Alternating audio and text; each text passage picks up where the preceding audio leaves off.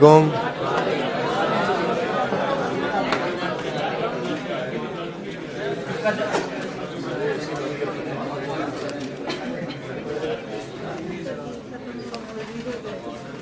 खड़े हो जाओ, आप तीनों भी खड़े हो जाओ, तीनों पीछे वाले भी खड़े हो जाओ, जो बोल रहे थे खड़े हो जाओ।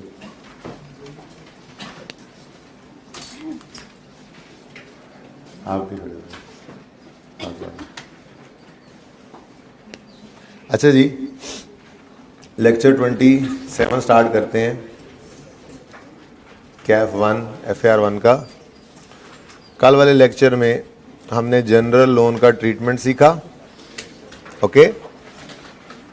पहले बेसिक प्रैक्टिस क्वेश्चन 6 किया, फिर 7 में इसका ट्रीटमेंट देखा, और फिर एक एग्जाम लेवल का सवाल हमने किया था पावर लिमिटेड, ठीक है। समझ में आ गया था? होमवर्क के अंदर 2 प्रैक्टिस क्वेश्चन से इनके सॉल्यूशंस मैंने शेयर कर दिए हैं, ओके, ठीक है। तीसरे का सॉल्यूशन मैंने शेयर नहीं किया। अच्छा, वो जो 2 किए थे प्रैक्टिस क्वेश्चंस कौन कौन से हैं? 4 और 12 है, ये सही थे आपने जो किए हुए थे? कितने बच्चों ने अटेम्प्ट किया था इनको? अच्छा, और सही था आंसर? कॉन्फिडेंट हुए थोड़ा? ये क्वेश्चन किसी बच्चे ने ट्राई किया, उस स्पिन इंडस्ट्रीज ट्राई किया, 5, 7, 8 बच्चों ने। कुछ समझ में आया? थोड़ा बहुत समझ में आया, बड़ी बात है, ठीक है जी। सवाल के अंदर सब कुछ ही था। नई चीज़ ये थी, भाई बैठ जाओ यार, नई चीज़ ये थी कि लोन जो स्पेसिफिक है उसकी किस्तें भी हैं, रीपे भी हो रहा है और उस पर इंटरेस्ट भी पे हो रहा है, ठीक है। भाई बैठ जाओ यार, इंसान बना करो। तुम मैंने खड़ा किया था इधर, मैंने नहीं कहा बैठो, तुम खड़े रहो अब, ओके। ये मैनेज कर लें भाई, आसपास वाले देखना, आप ये भाई खड़े रहेंगे। चलें जी, अब ये सवाल शुरू करते हैं। आज का ये सवाल फिलहाल करते हैं, उसके बाद जो टाइम बचा उसमें देखेंगे टेस्ट डिस्कस करना है या कुछ और करना है, ठीक है।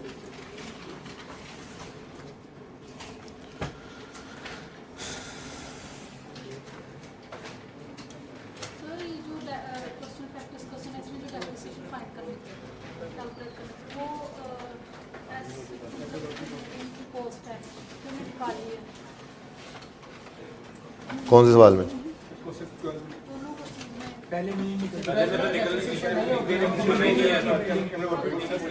क्या हुआ?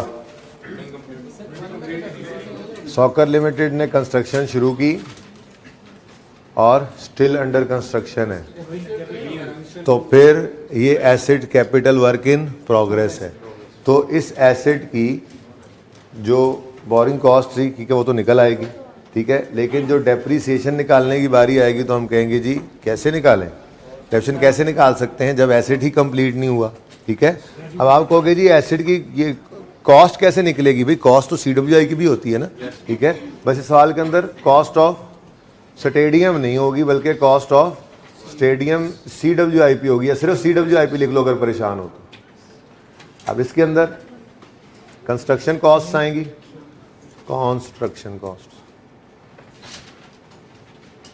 कंस्ट्रक्शन कॉस्ट आएंगी, यही आपने पेमेंट्स की है ना, और बोलो ये इसके अंदर ऐड हो जाएंगी। और कुछ नज़र आया था? कोई परमिट फ़ी, कोई मैप फ़ी, कोई कंसल्टेंट फ़ी, वो नहीं थी, ठीक है। और ये चीज़ें तो हैं कोई नहीं, चलो। और फिर बोरिंग कॉस्ट जो आपने निकाली कैपिटलाइज करने वाली, वो यहाँ पे ऐड कर देंगे। अब ये फिगर तो आ जाएगी हमारे पास कॉस्ट ऑफ स्टेडियम की, लेकिन जब डेप्रीसिएशन की बारी आएगी तो आप एक नोट डाल देंगे कि as this asset is still under construction we will not depreciate it, और बस छोड़ देंगे, ठीक है। तो ज़रूरी नहीं है कि डेप्रिसिएशन लिखी हुई तो किसी भी तरह से निकालेंगे हम, कैसे निकालें? एसेट तो अभी रेडी टू यूज़ हुआ ही नहीं, ठीक है। लेकिन जब हम दूसरे में क्वेश्चन 4 में जाते हैं तो क्वेश्चन 4 के अंदर ये एसेट कंप्लीट हो गया, हो गया कंप्लीट, बोलो। अगर कंप्लीट हो गया तो फिर 10 years लाइफ भी गिवन है, उसकी बेस पे हम इसको डेप्रिशिएट भी कर सकते थे। सोल्यूशन देख लिया आपने? ओके, सोल्यूशन में 12 के अंदर डेप्रिसिएशन निकली तो नहीं हुई थी? क्या लिखा हुआ था सोल्यूशन में? सोल्यूशन में क्या लिखा हुआ था? कुछ लिखा ही नहीं था, लेकिन आपने नोट दे देना है, ठीक है। अच्छा,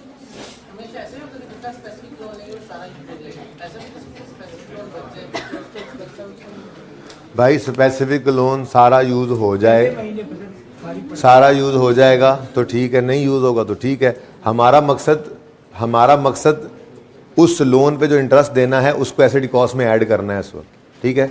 वो कब से कब तक करना है, वो लेटर ऑफ से शुरू करना है स्पेसिफिक लोन का, और जिस दिन एसिड कंप्लीट हो जाए उस दिन रोक देना है। उससे पहले वाला इंटरेस्ट भी एक्सपेंस है, उसके बाद वाला भी एक्सपेंस है। लोन जब तक वापस, जो लोन 5 साल के लिए लिया है, सवाल करते आए हैं, लोन लिया है 5 साल बाद देना है, एसिड 6 महीने में कंप्लीट हो गया तो 6 महीने का इंटरेस्ट ऐड कर दो, बाकी तो लोन वही पुराना इंटर वाला लोन है, वो पड़ा रहेगा, उस पर इंटरेस्ट जाता रहेगा, वो एक्सपेंस है, ठीक है। इनकम जो है वो फरवरी में से हमने कर रहे हैं, पहले 1 महीना जनवरी को लोन लिया था, फरवरी से पहली पेमेंट स्टार्ट। जो जनवरी, मैंने ये बात कही थी वैसे क्लास में कल, कि अगर जनवरी का महीना पैसे पड़े हैं तो इन्वेस्ट करोगे, वेले पड़े हैं ना, लेकिन वो जो इनकम आएगी borrowing cost to be capitalize वाली वर्किंग में माइनस नहीं कर सकते, वो आपकी अदर इनकम बन जाएगी। यानी कि स्पेसिफिक लोन की ब्रैकेट जो है लेटर ऑफ से लेके और वर्क कंप्लीटेड तक, इस ब्रैकेट के दरमियान वाला इंटरेस्ट एक्सपेंस एसिड कॉस्ट में ऐड होना है, और इस ब्रैकेट के दरमियान वाली ही इनकम नेट करनी है हमने उस एक्सपेंस में से। इससे पहले कोई एक्सपेंस हो तो प्रॉफिट एंड लॉस में, फाइनेंस कॉस्ट में, और इससे पहले कोई इनकम इन्वेस्टमेंट की आई है कोई प्रॉफिट एंड लॉस में, अदर इनकम में। इस ब्रैकेट के बाद पैसे बच गए हैं आपके, ठीक है ना। इस ब्रैकेट के बाद अगर कोई लोन इंटरेस्ट दिया है तो वो भी एक्सपेंस में, और इसके बाद वाली इनकम भी, तो ये एमसीक्यूज के पॉइंट ऑफ व्यू से बाद वाली इनकम भी अदर इनकम में जाएगी, ठीक है ना। ये एमसीक्यूज के पॉइंट ऑफ व्यू से बड़ा अहम पॉइंट है ये, ठीक है ना। देखेंगे एमसीक्यूज इंशाल्लाह। ओके, ये क्वेश्चन है जी हमारे सामने, रिक्वायरमेंट है calculate amount of borrowing cost to be capitalized on 30 June 2009 in accordance with IFRS।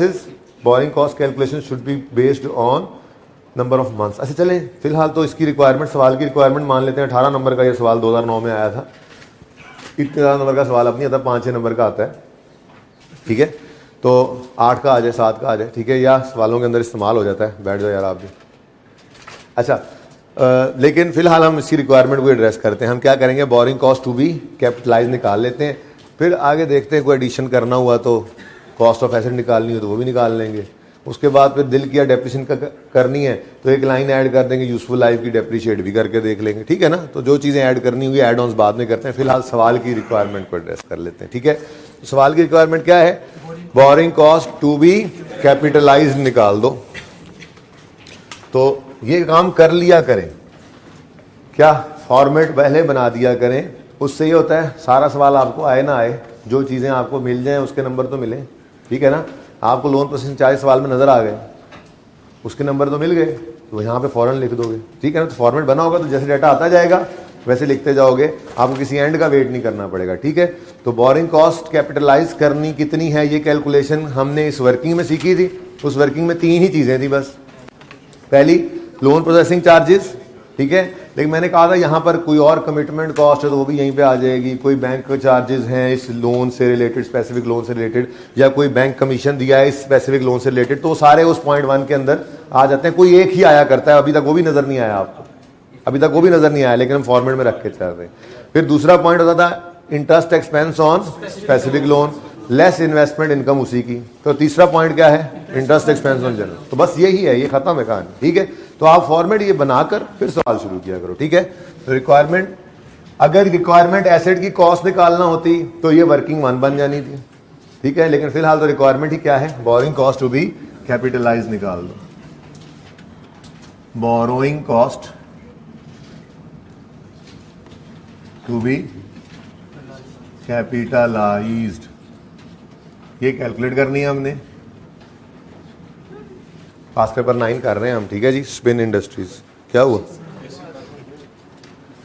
AC ऊपर है, और कोई कमी में खिदमत मेरे लायक और, अच्छा जी। अच्छा जी सुने, नंबर 1 लोन प्रोसेसिंग चार्जेस। ये चार्जेस में ना फिर लोन प्रोसेस करने के चार्जेस बैंक कमीशन कोई ले ले, बैंक कोई चार्जेस ले ले, बैंक कोई कमिटमेंट फी ले ले, या लोन प्रोसेसिंग चार्जेस के नाम से ही कोई चीज़ ले लो, सब इसी के अंदर ही आ जाते हैं ना, ठीक है। तो लोन प्रोसेसिंग चार्जेस। सेकंड था interest expense, expense on specific loan. अब चूंकि सवाल तो आप एक बार पढ़ के ही शुरू करेंगे, जाहिर सी बात है, रिक्वायरमेंट पढ़ी, 2 दफा सवाल पढ़ा, फिर ही फॉर्मेट बनाना है ना। तो जब सवाल पढ़ा होगा आपने, आज पढ़ा ही होगा, तो उसमें नजर आ रहा होगा कि किस्तें हैं, ठीक है ना। सवाल के अंदर उसने बताया गालिबन के 5-5 मिलियन की किस्तें जानी है। और भाई अगर एक भी किस्त पे हो जाए साल के दौरान तो इंटरेस्ट निकालना एक स्टेप में नहीं हो सकेगा। वापस जाएं अब अपने पहले लेक्चर टीपू वाले सवाल में। टीपू वाले सवाल में अगर 220 रुपए का लोन लिया, 200 का लोन लिया और 20-20 की किस्तें हैं तो 6 महीने तक 200 आउटस्टैंडिंग रहा, तो 6 महीने का इंटरेस्ट निकाला, फिर 20 निकल गई थी किस्त और 180 पे अगले 6 महीने। तो जितनी किस्तें यहाँ पे आ गई सवाल हमारे में, उतनी दफा यहाँ पे उतने स्टेप्स के अंदर ये इंटरेस्ट निकलेगा। तो अब वो सहूलत भी खत्म हो गई कि ये एक लाइन में निकला करता था, लेकिन स्टिल ये आसान काम है, पहली क्लास में किया था हमने, ठीक है ना। तो इसलिए जितनी किस्तें हो साल में पे हो रही उतनी लाइनें यहाँ पे छोड़ देना, क्योंकि एक स्टेप के अंदर तो निकलेगा नहीं। ये बात समझ आई? ओके। उसके बाद लेस कर दो इन्वेस्टमेंट इनकम, ये लेस लिखने की कोशिश कर रहा हूं, लेस इन्वेस्टमेंट। अब इन्वेस्टमेंट इनकम मैंने ऑन स्पेसिफिक लोन नहीं लिखा, होती ही सिर्फ इसकी है, जनरल लोन में इसका कॉन्सेप्ट ही कोई नहीं है, ठीक है ना। और ये भी 3-4 स्टेप्स के अंदर हमें कैलकुलेट करना पड़ सकती है। वो तो अब जितने पैसे पड़े हों और जितनी बार वो रिसीट पेमेंट से निकले सरप्लस हैं उतनी दफ़ा ये नज़र आ जाता है, ठीक है ना। तो 4-5 लाइनें इसके लिए हम छोड़ दिया करेंगे। अब एग्जाम लेवल के ना सवाल की तैयारी कर रहे हैं हम, क्या एग्जाम लेवल का एग्जाम का सवाल है, ठीक है, कि किस तरह से उसको प्लान करना है। तो सवाल 2 दफ़ा पढ़ा होता है, अंदाजा हो जाता है। यहाँ पे 2-3 लाइनें छोड़ दी। और स्पेसिफिक लोन के इन्वेस्टमेंट इनकम 4-5 स्टेप से ज़्यादा तो जा ही नहीं सकती, तो 4-5 लाइनें इसके लिए छोड़ दो बस। और फिर इंटरेस्ट एक्सपेंस ऑन, तो ये भी एक्सपेंस, ये भी एक्सपेंस, ये स्पेसिफिक का कि जनरल का, लेकिन स्पेसिफिक लोन वाला इंटरेस्ट एक्सपेंस में से इन्वेस्टमेंट इनकम को हम नेट कर लिया करते हैं, ठीक है ना। तो interest expense on brigadier loan, अच्छा सॉरी जनरल लोन, ठीक है जी। फॉर्मेट बन गया हमारा। सवाल में रुपीस के अंदर ना खैर से सिफरों की भरमार है, थाउजेंड्स करें या मिलियंस, थाउजेंड्स कर लेते हैं, ठीक है। तो हम रुपीज इन थाउजेंड्स में ये क्वेश्चन करेंगे, ठीक है जी।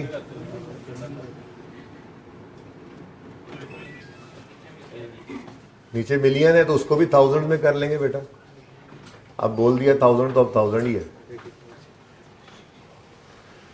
जैसे इंट्रो आप लोगों ने तो माशाल्लाह पढ़ी हुई है, ट्रायल अगर थाउजेंड्स में है और नीचे मिलियंस में फिगर लिख रहा है तो हम थाउजेंड्स में ही कर लेते थे, क्योंकि ज्यादा फिगर्स थाउजेंड में आ रही हैं, तो नीचे मिलियन लिखा हो उसको भी थाउजेंड कर लेंगे, ठीक है ना। वैसे भी मिलियन के अंदर जरा क्योंकि फिगर छोटी हो जानी है, मिलियन में देखो ना ये 9 मिलियन 12 मिलियन हो सकता है, लेकिन फिर पॉइंट्स के अंदर लिखना पड़ेगा, ठीक है। तो 3 सिफरें कम कर लो, काफी है, मुनासिब है। चाहो तो मिलियन में भी कर सकते हो, ओके। अच्छा जी, अब ये फॉर्मेट तो हमारे सामने आ गया है, ठीक है। अब मैं मार्कर्स अपने सामने ले आऊं। साल शुरू करें जी, पढ़ना। रिक्वायरमेंट पहले पढ़ी, पता लग गया करना क्या है, ठीक है जी। अब सवाल को पढ़ते हैं। ऑन 1 सितंबर एक और काम भी किया करते थे इस कोने पे, वो लिखना ले। हाँ, क्या होता है जी? Commencement of capitalisation of borrowing cost. हाँ, ये लाजमी लिख लिया करें, अभी लिखते रहें, अभी तो मैंने मना ही नहीं किया लिखने से, और लिखते रहें आप, बल्कि आप एंड तक लिखते रहें। Letter of loan receive, work started और फर्स्ट कंस्ट्रक्शन पेमेंट। लिखता मैं फर्स्ट पेमेंट हूं, सिर्फ बोल देता हूं, बोलने से याद रखें, आप पूरा लिख लिया करें, फर्स्ट कंस्ट्रक्शन पेमेंट। उसके बाद सीजेशन, किस दिन रोकेंगे? Cessation of capitalisation of borrowing cost. इसमें उसूल तो यही है वर्क कंप्लीटेड का, लेकिन कल हमने देख लिया पावर वाले सवाल में, अगर ईयर एंड पहले आ जाए तो फिर मज हो जाती है बुरी और हमें रोकना पड़ता है सब कुछ, ठीक है जी। तो फिलहाल तो हम लिख लेते हैं वर्क कंप्लीटेड, ठीक है ना। लेकिन अगर खुदा ना खास्ता सवाल में ईयर एंड पहले हो गया तो फिर वर्क कंप्लीटेड के आगे जो डेट लिखेंगे उसको इग्नोर कर देंगे, इससे थोड़ा सा ऊपर मैंने जगह रखी हुई है, ईयर एंड लिख देंगे और वो डेट लिख के वहां तक निशान लगा देंगे। पता नहीं अब इसमें सवाल मैंने याद नहीं मुझे, ठीक है, पिछली बार वाली बात कि कंप्लीट हुआ था या नहीं हुआ था प्रोजेक्ट? हो गया था कंप्लीट? नहीं हुआ? थोड़ी सी और जगह बना लो फिर। ईयर एंड भी होना है ना फिर। वर्क कंप्लीटेड, ये तो हमारा है ओरिजिनल रूल। और अगर ईयर एंड पहले हो जाए तो फिर ईयर एंड पे रोकेंगे, वरना यही उसूल है, ठीक है। और ये किसके लिए है? कौन से लोन? जनरल लोन के लिए है ना, जनरल लोन के लिए। स्पेसिफिक लोन का रूल था कमेंसमेंट करोगे लेटर ऑफ से और सिजेशन होगी कंप्लीशन पे। जनरल लोन के लिए रूल था स्टार्ट, रूल तो था ना, कमेंसमेंट होगी डेट ऑफ पेमेंट से, वो लेटर वाला रूल नहीं है, ठीक है। कमेंसमेंट जनरल लोन के अंदर क्या करते हैं जी? पेमेंट पकड़ते हैं और उस पे इंटरेस्ट का एवरेज रेट लगाते हैं और किस दिन से शुरू करते हैं? पेमेंट की डेट से सिजेशन तक, और ये वर्क कंप्लीटेड तक, ठीक है। चलो मैंने इसलिए लिख दिया ताकि साथ साथ ना जो डाटा आता जाए वो भी लिखते चले जाए, सवाल भी पढ़ा जाएगा। सवाल सारा तकरीबन सामने है, ठीक है। फिलहाल पढ़ते हुए सवाल को चलो नहीं करते, नीचे ये भी छुप जाएगा एक, तो दूसरा मैंने लिखना भी है इसके ऊपर, तो गुजारा करें। इस पूरे सवाल पे आमिर भाई चमक कैमरा वालों की पढ़ रही है, कैमरा वालों को ऑनलाइन में को नहीं पढ़ रही ना, ऊपर उसकी खैर है, बाकी आप मैनेज कर लेंगे इंशाल्लाह, ठीक है। आपके पास तो मैंने हैंडआउट भेजे भी होते हैं, आप मोबाइल में भी खोल सकते हैं। अच्छा, जिनके पास मोबाइल में व्हाट्सएप ना हो, अच्छे शरीफ बच्चे जो होते हैं, ठीक है, बिल्कुल व्हाट्सएप बगैर ज़िंदगी गुजार रहे हैं, होते हैं ऐसे बच्चे, तो वो फिर क्लास में ऐसी जगह तलाश कर लें पक्की पक्की जहाँ पे रोशनी ना पड़ती हो, ठीक है ना। बाकी तो बच्चों के पास मोबाइल में होते ही हैं, वो नोट्स वहाँ पे भी ओपन कर लेते हैं अगर कुछ नज़र ना आए। इसलिए मुझे ये बार बार अड़ंगियाँ नहीं देनी, ठीक है। नज़र नहीं आ रहा, ये नहीं हो रहा, वो नहीं हो रहा, एडजस्टमेंट खुद करनी है आपने, ठीक है।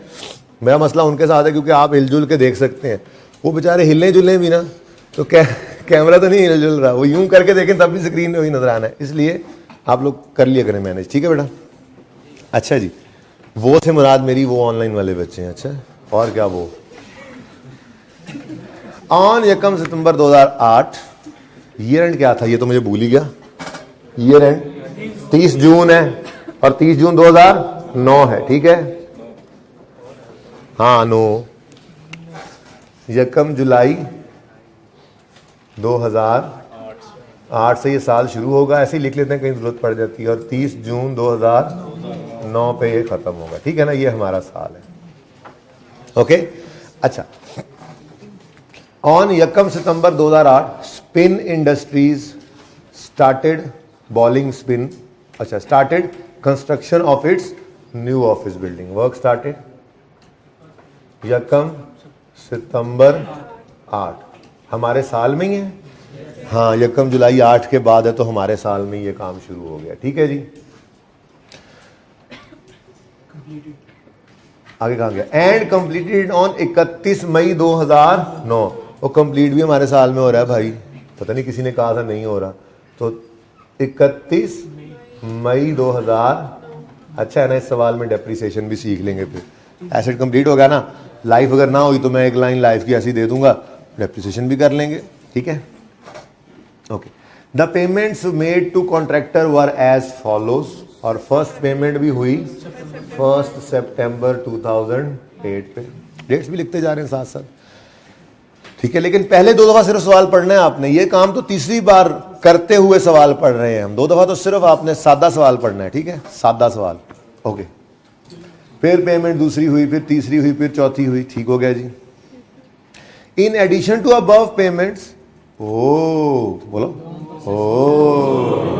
SIL paid a fee of 8 million on 1 सितंबर 2008 for obtaining a permit fee।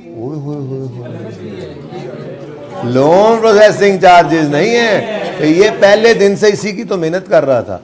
अब जिस बच्चे ने, सुनो, जिस बच्चे ने ये परमिट फी, आमिर भाई, जिस बच्चे ने ये परमिट फी उस वर्किंग में दिखा दी लोन प्रोसेसिंग चार्जेस में, तो उसके नंबर कटेंगे, because permit fee is not a borrowing cost. वापस आए, लेकिन ये कॉस्ट ऑफ एसिड है, पर वो IS 16 वाली, तो कॉस्ट ऑफ एसिड जो रिक्वायर्ड नहीं है, मैं रिक्वायरमेंट डाल देता हूं, ठीक है। अगर कॉस्ट ऑफ एसिड निकालनी पड़े, इस सवाल में तो इग्नोर करना था ना, लेकिन हम कॉस्ट ऑफ एसिड की रिक्वायरमेंट डाल लेंगे, तो कॉस्ट ऑफ एसिड अगर कैलकुलेट करनी पड़े तो फिर ये ऐड होगी उसमें, ठीक है। तो बस okay. Next, the project was finance through following sources, यानी कि अब ये जो प्रोजेक्ट था इसके पैसे, ये जो बिल्डिंग बनानी शुरू की इसके पैसे हमने कहाँ कहाँ से अरेंज किए। पॉइंट 1 में कहते हैं जी ऑन यकम अगस्त 8 a medium term loan of 25 million was obtained specifically for construction of building. तो ये स्पेसिफिक लोन के लिए चल रहा है। ये किस लिए होता है जी? For specific loan. Rule for specific loan, ठीक है ना। तो ये स्पेसिफिक लोन का रूल है। तो स्पेसिफिक लोन यकम अगस्त को आ गया भाई, यकम अगस्त को आता रहे, हमें इससे क्या, हम तो लेटर से शुरू करेंगे, ठीक है ना। कमेंसमेंट भी और रिसीट पेमेंट भी, ठीक है। अच्छा ठीक है जी, लेकिन एक मसला थोड़ा सा लग रहा है मुझे, एक छोटा सा मसला लग रहा है मुझे आपका। नहीं कोई मसला नहीं, सॉरी इसमें नहीं है। लेकिन अच्छा मसला कब होता, चलो ये बात कर लेते हैं। अब टेस्ट में सवाल आ जाए, परेशान ना हो ना आप। देखो बात कर रहा हूं, फिर टेस्ट में आ जाए तो ये ना कहना कि मैंने बताया नहीं था, ठीक है ना। मिसाल के तौर पे ये यकम अगस्त पे वर्क स्टार्ट होता और पहली पेमेंट होती, ठीक है, और लोन आया होता यकम सितंबर पे। तो सितंबर से कमेंसमेंट हो रही है ना, लेकिन कंस्ट्रक्शन पेमेंट तो पहले हो रही है। हो सकती है नहीं हो सकती? अगर जनरल लोन पड़े हो तो उनमें से कर देंगे, ठीक है ना। ये ज़हन में रखना।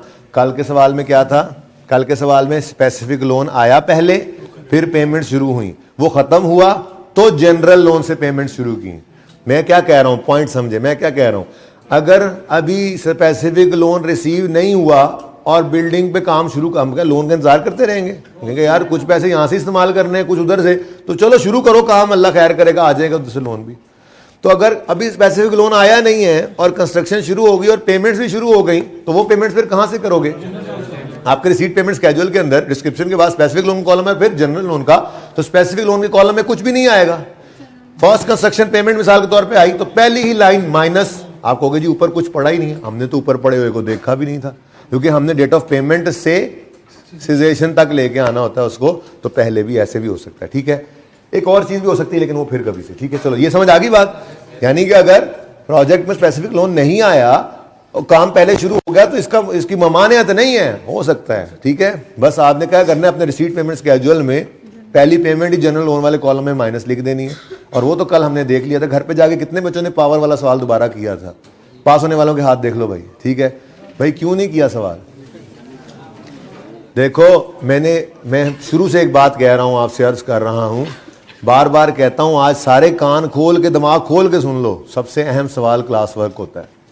घर पे जाके थोड़ा टाइम ज्यादा लगा लिया करो, पहले क्लास वर्क को किया करो, वो जल्दी हो जाता है। सारा सवाल तो आपके दिमाग में बैठा हुआ है। तो वो सवाल अगर वैसे आपने आधे घंटे में करना है ना, जिस दिन क्लास पढ़ के गए हैं, वो आपका 10 से 15 मिनट में हो जाएगा। सबसे अहम सवाल क्लास वर्क वाला होता है, और उसके कनेक्टिंग लिंक्स पड़े होते हैं होमवर्क के अंदर, ठीक है। तो पावर वाला सवाल करना चाहिए था आप लोगों को।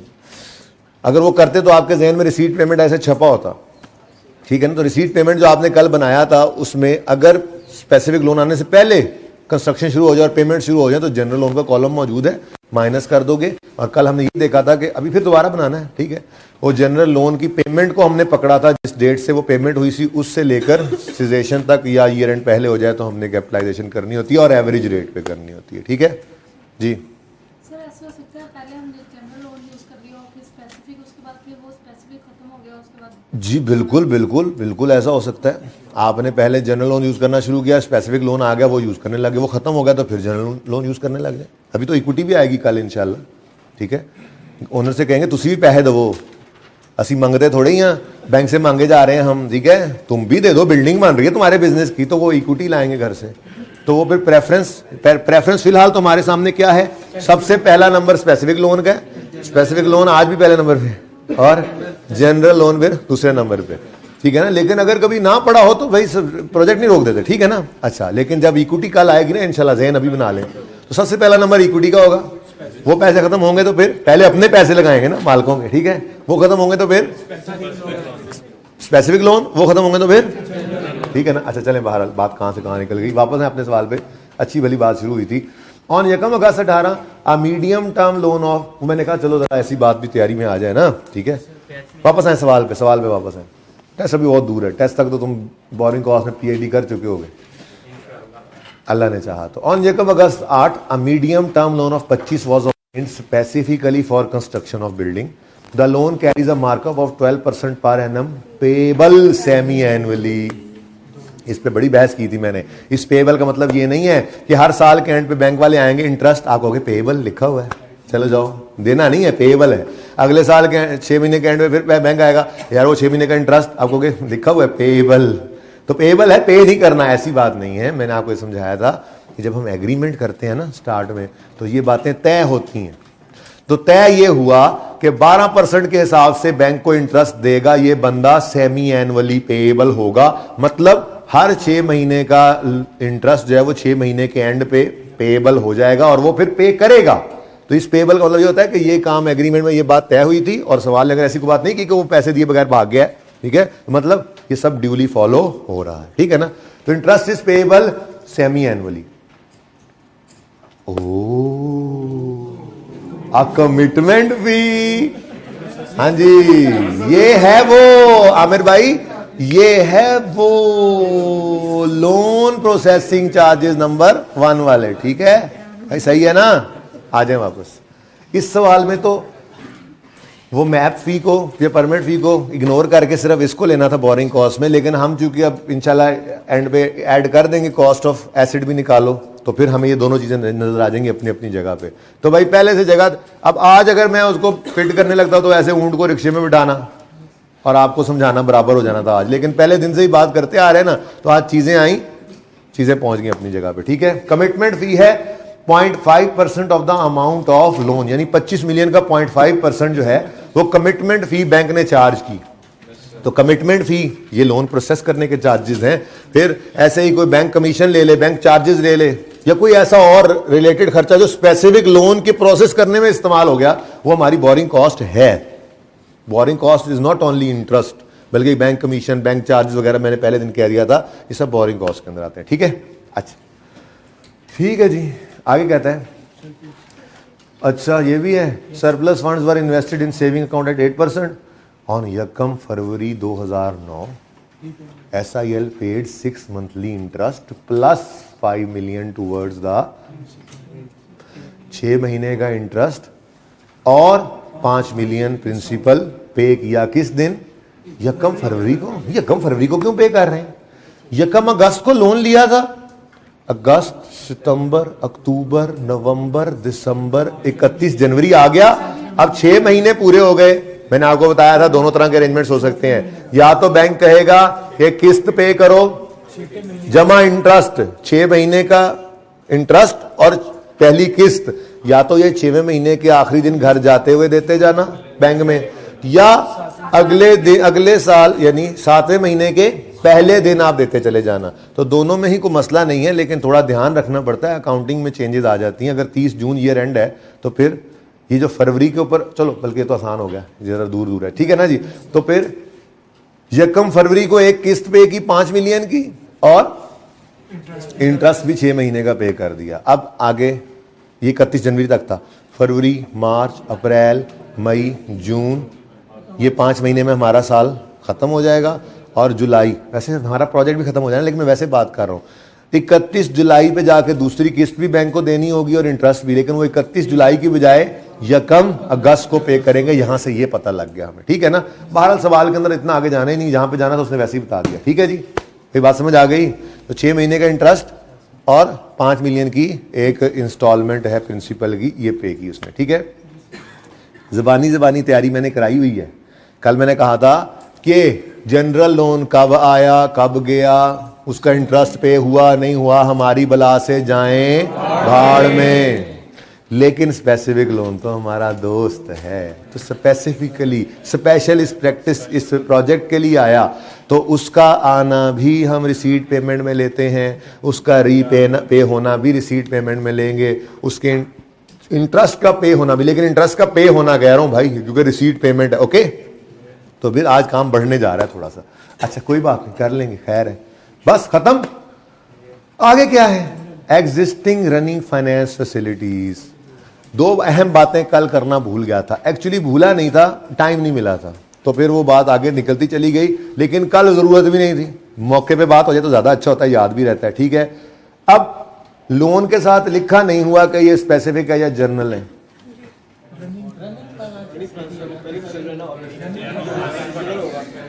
अच्छा चलो चलो, खैर मैंने मान लिया, अब ऐसे है, ठीक है, एक उसूल है, वो ज़रा सुन लो, लिख भी लेना, फिर पहले सुन तो लो।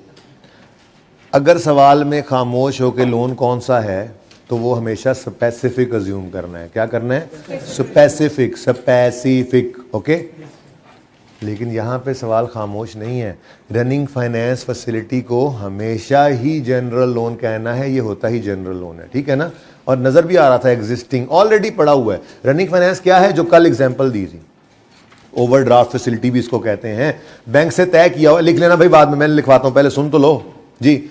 हमने बैंक से ये मुआहदा कर लिया कि बैंक आप एक अकाउंट, हमें एक लिमिट दे दो हमें, ठीक है, कि आप मिसाल के तौर पे 150 रुपये तक जो है ना, वो हमें 150 मिलियन जेन में रख लो, 150 रुपये तक आपने अकोमोडेट करना है। क्या अकोमोडेट करना है भाई? हमारा अकाउंट है, हमारे पैसे आने वाले भी इसी में आएंगे, लेकिन मिसाल के तौर पे हमारे पास अकाउंट के अंदर पड़े हुए हैं 20 रुपये, तो हमने किसी क्रेडिटर को चेक लिख के दे दिया 50 रुपये का, तो आप हमारे बिहाफ पे 50 पे कर देना, डिसऑनर ना करना हमारे चेक को, ठीक है। अब 20 पहले हमारे पड़े थे, 30 आपने दे दिए, तो 30 अब हमने आपको वापस करने हैं। जब तक हम नहीं देंगे तब तक इंटरेस्ट ये काटते रहना इस पर, फिर हमारे पैसे आएंगे तो वो पैसे आपके पास आ जाएंगे। तो अगर फेवरेबल बैलेंस हो सकता है कभी कभी वो इंटरेस्ट ले भी लें। तो ये रनिंग फाइनेंस फैसिलिटी होती है, ठीक है। एक लिमिट बैंक ने दी होती है कि 150 रुपये तक आप जो मर्जी करते रहे। वो जी एसेट खरीदना है, पैसे कोई नहीं है, कोई नहीं, रनिंग फाइनेंस फैसिलिटी है ना 150 की, 120 का एसेट आया, कोई बात नहीं, 150 की लिमिट है, आपने चेक लिख के दे दिया उस अकाउंट का, वो प्लांट वाले बंदे को दिया, प्लांट वाले बंदे ने वो चेक प्रेजेंट किया, पैसे पे हो गए, बैंक ने 120 कंपनी के बिहाफ पे कर दिए। अब जब तक 120 वापस नहीं जाएंगे वो इंटरेस्ट चार्ज करेंगे। तो ये क्या है? रनिंग फाइनेंस क्या है? ये तो जनरल लोन है। पड़ी है लिमिट, 150 की लिमिट पड़ी है, किसी भी वक्त यूज कर सकते हैं और किसी भी काम में यूज कर सकते हैं। आपने एसेट खरीदना था, आपने इन्वेंट्री खरीदनी थी, बिजली का बिल देना पड़ गया, कोई नहीं, पैसे पड़े हुए वहीं से दे लो। मतलब आप इस फैसिलिटी को एंजॉय करते हो किसी भी मकसद के लिए। तो ये तो हमेशा ही रनिंग फाइनेंस फैसिलिटी तो हमेशा ही क्या होगा? जनरल लोन, ठीक है ना। लेकिन ये खामोश नहीं था सवाल, इसलिए मैं कह रहा हूं running finance means general loan ना, ये खामोश नहीं था। वरना जब कभी सवाल खामोश हो लोन के बारे में तो कौन सा अज्यूम करोगे? तो अब लिख लो इस बात को अपने पास, जली हुरूफ में लिखो, ताकि बवक्ते जरूरत सनद रहे और काम आए, कल को आप मुकर ना सको, ठीक है। अगर सवाल खामोश हो, अंग्रेजी में लिखना तो लिखो if question is silent, Urdu ही ठीक है, ठीक है। अगर सवाल खामोश हो कौमी जुबान में लिखें।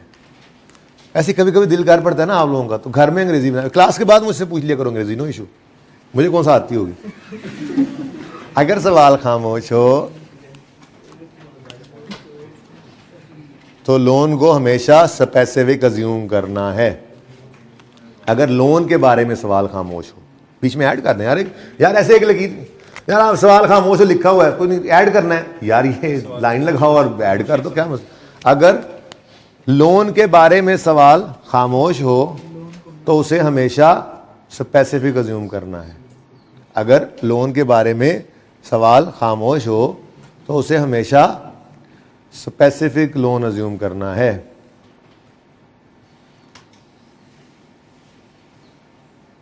ठीक है, एक बात तो ये हो गई। दूसरा पॉइंट लिखें, अभी लिख रहे हैं पहला पॉइंट, लिखें मैं दोबारा बोलता हूं।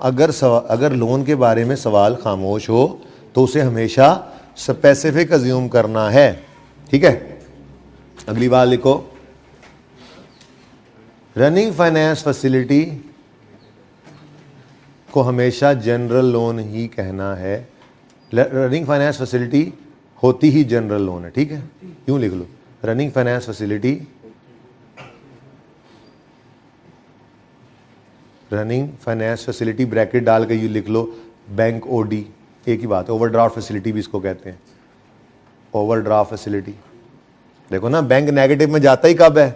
जब 30 पड़े और 50 पे कर दे। ये बैंक कब करेगा? बैंक को खाला का बेटा है, जब उसने ये फैसिलिटी हमें दी हुई होगी कि आपका कोई चेक आया और पैसे इतने ना हुए तो मैं आपके भी आप पे करूंगा।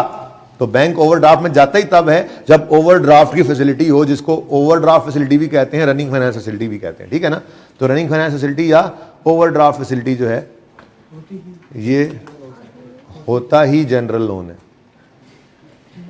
जुमला तो बदलता रहेगा यार, क्या हंसने लग जाते हो, अंग्रेजी उर्दू जो मर्जी। ओवरड्राफ्ट फैसिलिटी या रनिंग फाइनेंस फैसिलिटी को हमेशा जनरल लोन अज्यूम करना है। बात समझ आ गई? अपने अल्फाज में लिख लो, खपो मत। होता है, होती है, सही कौन सा है? खुदा का नाम लो। जनरल फाइनेंस जनरल लोन है, बस आप उसको अपने अल्फाज में लिखो, बात समझ आ गई। ठीक है, जनरल लोन है बस ये। ओके, अच्छा जी।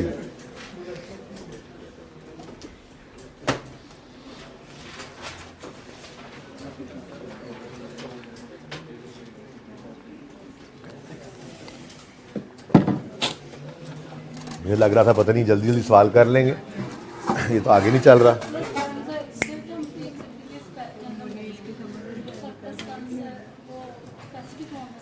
जी जी,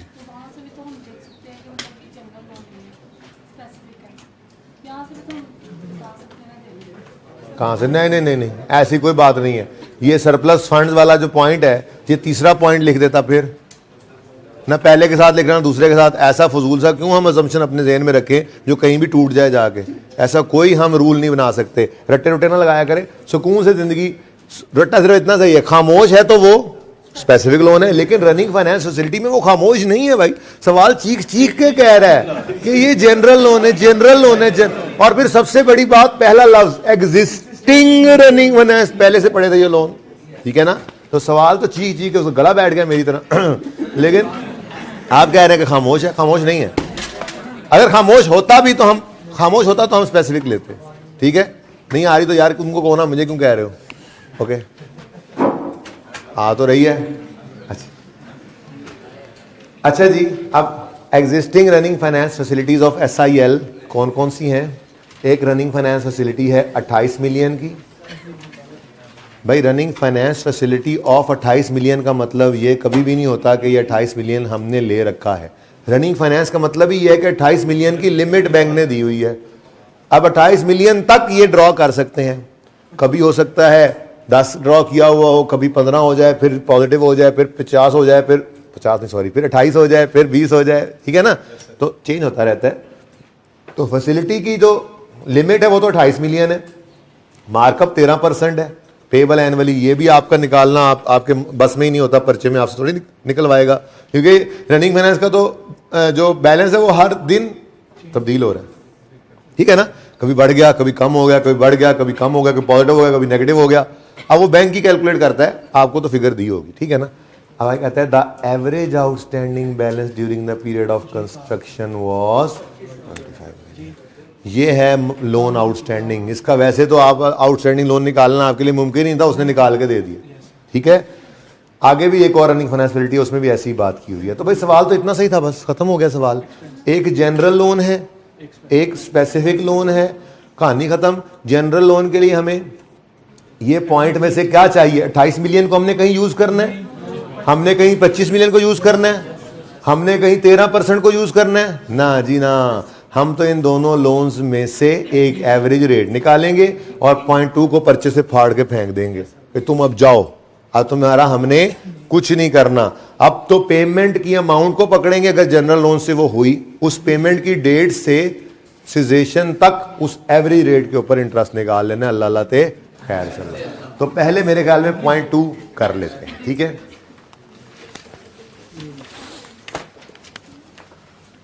यहां पे कर लें, यहां पे तो मैं करूंगा ना इंशाल्लाह वर्किंग 1। वो होगी रिसीट पेमेंट, आपको पता है बनेगा अब रिसीट पेमेंट स्केड्यूल, ठीक है जी? इसमें आपका स्पेसिफिक लोन आएगा, जनरल लोन आएगा, बैलेंस आएगा, ठीक है ना? तो चलें, कोई मसला नहीं, आप उसको वर्किंग 2 कह लें, आपको तकलीफ हो रही है तो, पर हम तो तरतीब से चलेंगे। असल में सवाल में तरतीब उसकी पहले बनती थी, लेकिन हम जनरल लोन नजर आ जाए तो ये छोटा सा काम होता है, पहले कर दिया करेंगे। अब कल की रिवीजन है जी, जरा देख लें। वर्किंग 1 है जी, ठीक है? हम निकालेंगे कैपिटलाइजेशन रेट। कौन सा rate ji?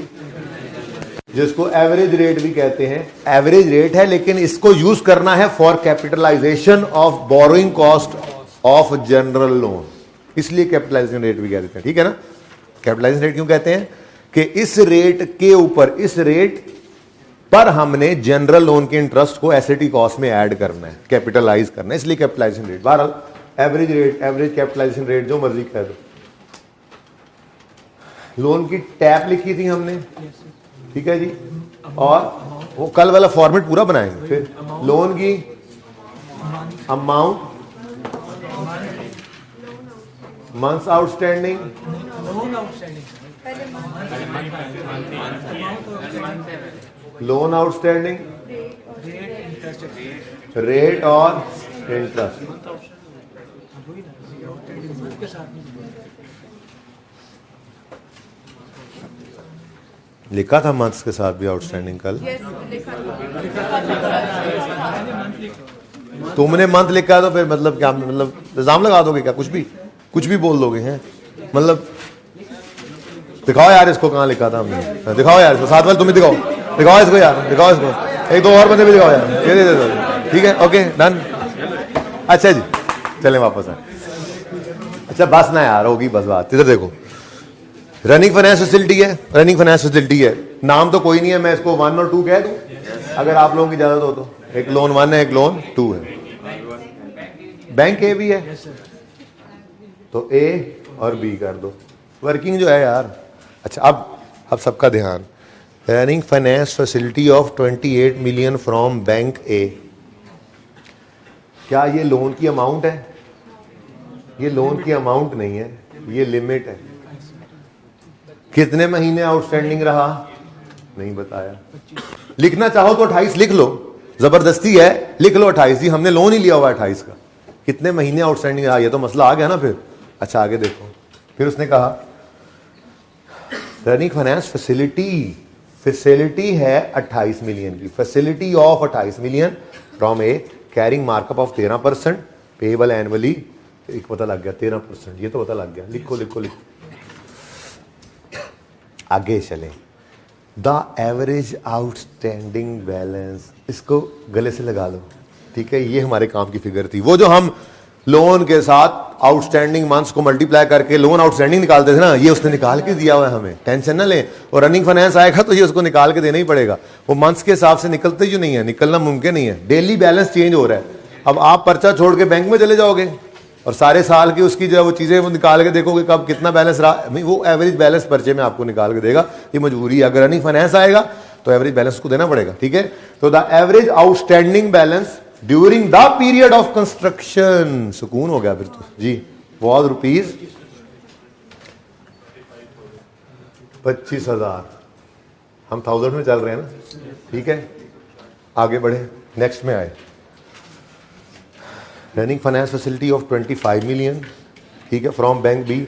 The markup accrued during the period of construction was 3 million. ओह, ये तो कोई नहीं गिवन था, ये भी कोई नहीं गिवन था, और इस पीरियड का इंटरेस्ट उसने बता दिया कितना, 3,000, 3 मिलियन है। अब ये तो बड़ी मुसीबत पड़ गई, ये तो हमें क्वेश्चन मार्क लग गया, रेट ही नहीं गिवन। अच्छा सुनो सुनो सुनो, and average running finance balance during the period was 20,000, ये भी इसने दे दिया। बड़ा मसला हो गया ना, अब ये रेट ही नहीं गिवन। यार इस रेट से क्या निकालना होता है, ये इंटरेस्ट ही निकालना होता है ना, तो वो उसने खुद ही निकाल के दे दिया।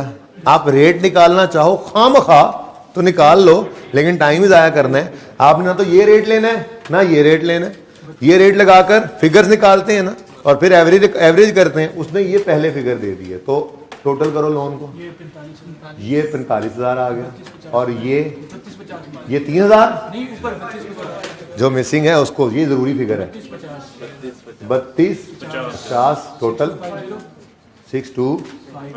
अब हमें चाहिए हाँ average capitalisation rate for general loan होता है ये, ठीक है ना।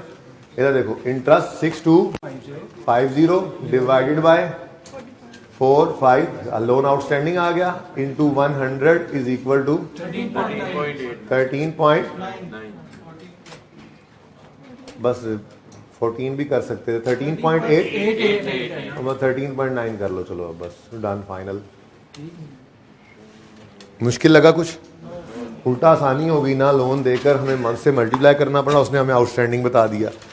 फिर एक जगह उसने फनकारी लगाई, रेट ही नहीं दिया, और हमें चाहिए क्या होता है? इंटरेस्ट। हमारा टाइम और बच गया। कोई क्वेश्चन है तो पूछ लो।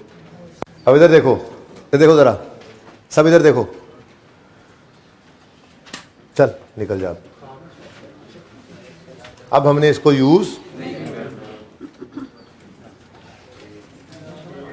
ठीक है, अब इस पर कश्ती ना चला देना, ठीक है? ओके जी, सही है। अब इसको हमने मजीद यूज नहीं करना। इससे जो यूज करने वाली चीज थी वो निकाल दी, रेट निकल आया। अब डेट ऑफ पेमेंट से सिजेशन तक हमने इस रेट के ऊपर कैपिटलाइजेशन करनी है। अब पॉइंट 2 को कुछ भी यूज नहीं करना। क्लियर है ये बात? यही कर रही, कल भी यही किया था। पावर वाला सवाल घर पे कितने बच्चों ने किया था? दोबारा बताना जरा, किस किसने किया था पावर वाला? कितने अच्छे बच्चे हैं, या अल्लाह ने पास कर दे तू। या अल्लाह जो बाकी इस बात से सुन के मोटिवेट हो और आज से शुरू करें, या अल्लाह तूने भी पास कर दिया। काम तो सारों से करवाना है ना। ओके, अब जी चलते हैं लोन की तरफ, स्पेसिफिक की तरफ, ठीक है? और उसमें सबसे आसान काम क्या होता है? इंटरेस्ट एक्सपेंस निकालना, ठीक है? जरा इधर बता दो मुझे, कमेंसमेंट किस दिन करनी है? 1 सितंबर पे, और सिजेशन 31 मई 9 पे। अब मंथ्स गिन लेते हैं, मंथ्स गिन लेते हैं। तो क्या हुआ? यहां मैं इंस्टॉलमेंट की तो बात ही नहीं कर रहा, यहां मैं ये कह रहा हूं कि कितने अरसे का इंटरेस्ट एसिडी कॉस्ट में ऐड करें। वो इंटरेस्ट निकालते हुए मुझे बताना इंस्टॉलमेंट आ रही है, वो फर्क पड़ेगा एक्सपेंस की फिगर में।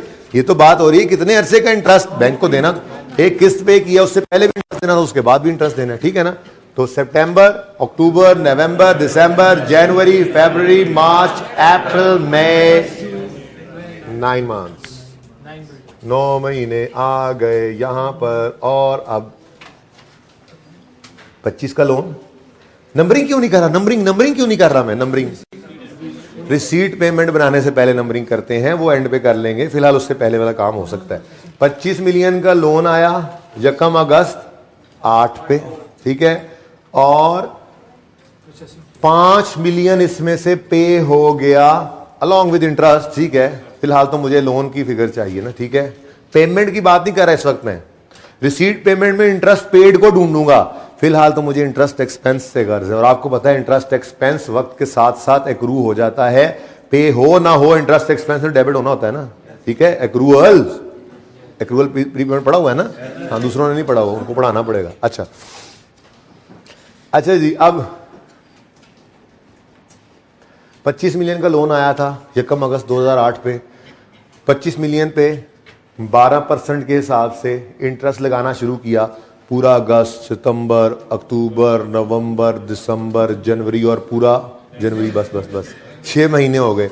6 महीने 25 पे इंटरेस्ट निकलेगा, और फिर 7वें महीने के पहले दिन घर से जब निकलेगा, स्पिन इंडस्ट्रीज जब घर से निकलेगा, तो आते हुए 5 मिलियन बैंक के मुंह पे मारेगा। अब बाकी के 6 महीने 20 मिलियन पे इंटरेस्ट लगेगा। बोलो, तो 2 स्टेप्स, एक किस्त आई है तो 2 स्टेप्स, 2 किस्तें आ जाती तो, अगर हर महीने बाद किस्त होती तो 6 महीने है तो 6 इंटरेस्ट, 10 महीने है तो 10 इंटरेस्ट, ठीक है ना? तो फिलहाल किस्त एक ही आई, ठीक है? तो चलो पहले ही आसान काम कर लेते हैं।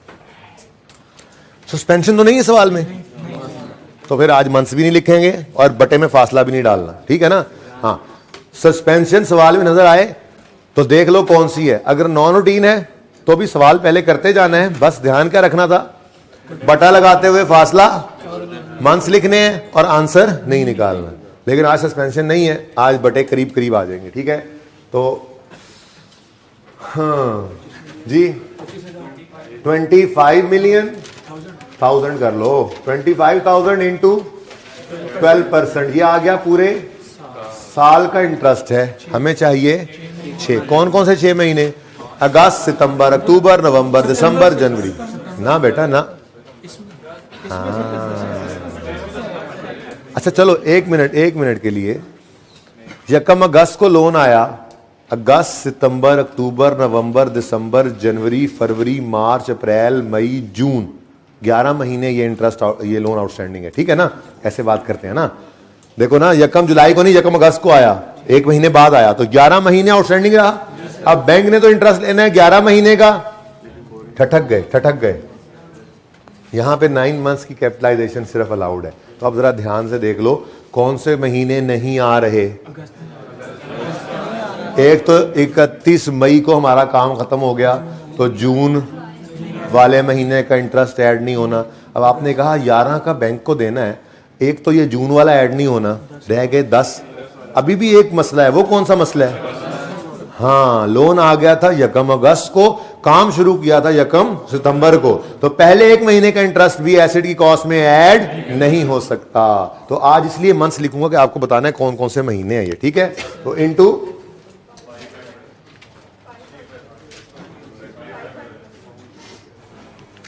कौन कौन से महीने, 5 क्यों लिए मैंने, कौन कौन से महीने?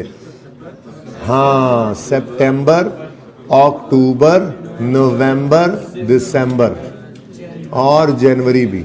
अब इधर देखो, ये जो इससे पहले वाला अगस्त है वो बैंक ने पैसे लेने हैं, लेकिन वो कैपिटलाइज नहीं कर सकते, एसेट पे काम ही शुरू नहीं किया, इंटरेस्ट पहले ही एसिड कॉस्ट में, ईंटों से पहले इंटरेस्ट लगा हो नीचे, पहली ईंट ने बुनियाद खोदी, नीचे से इंटरेस्ट निकल आया। हाँ भाई किधर, मैं पिछले महीने के इंटरेस्ट में कैपिटलाइज हो गया था, ऐसे नहीं होता, ठीक है ना? इसने कैपिटलाइजेशन शुरू करनी है लेटर ऑफ से, और आज लेटर डेट कौन सी है? यकम सितंबर, जिस दिन बुनियाद खोदी आपने, तो उधर नीचे से इंटरेस्ट ने नहीं निकलना। ओके, अच्छा सही है। 5 बटा 12 क्यों किया, समझ में आता है?